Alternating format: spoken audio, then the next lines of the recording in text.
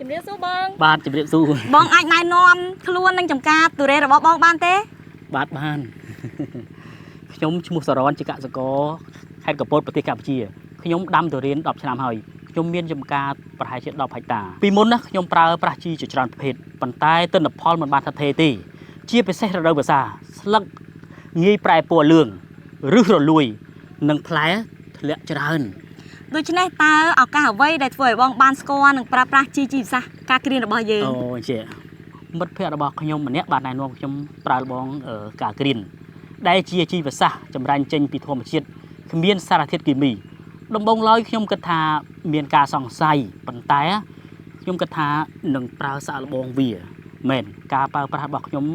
ឃើញភាពខុសគ្នាមែនទែនតែម្ដង ហើយវាខុសគ្នាយ៉ាងណាសូមបងជួយចែករំលែកឲ្យបានកាន់តែច្បាស់ជាងនេះបានទេ ដើមទុរេនហ្នឹងមានសុខភាពល្អស្លឹកមានពណ៌បៃតងងងឹតហើយភ្លឺចែងចាំងស្លឹកក្រាស់ជាងមុនពន្លកថ្មីលូតលាស់បានច្រើនអ្វីដែលសំខាន់បំផុតនោះគឺឫសខ្ញុំបានជីកដីដើម្បីមើលនឹងឃើញឫសពណ៌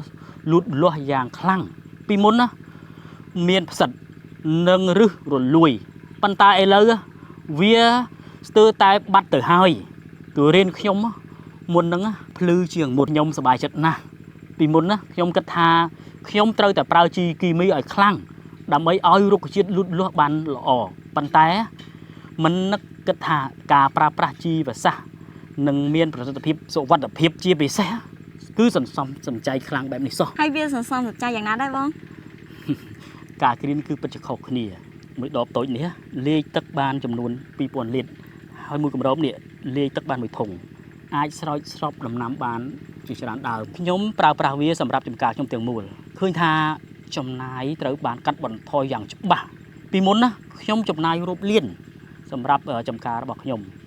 ប៉ុន្តែឥឡូវនេះការប្រើប្រាស់ការគ្រៀនណាសន្សំបាន30ទៅ40% នៃការចំណាយម្យ៉ាងទៀតណាអ្នកមិនចាំបាច់បាញ់វាច្រើនដងទេព្រោះរុក្ខជាតិណាស្រូបយកវា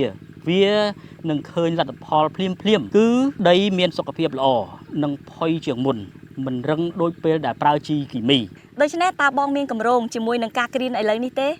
ឡូវនេះខ្ញុំប្រើការគ្រៀនសម្រាប់ចំការទុរេនខ្ញុំទៀតមូលពេលនេះខាងមុខខ្ញុំនឹងមានកម្រងសាកល្បងបន្ថែមកាហ្វេ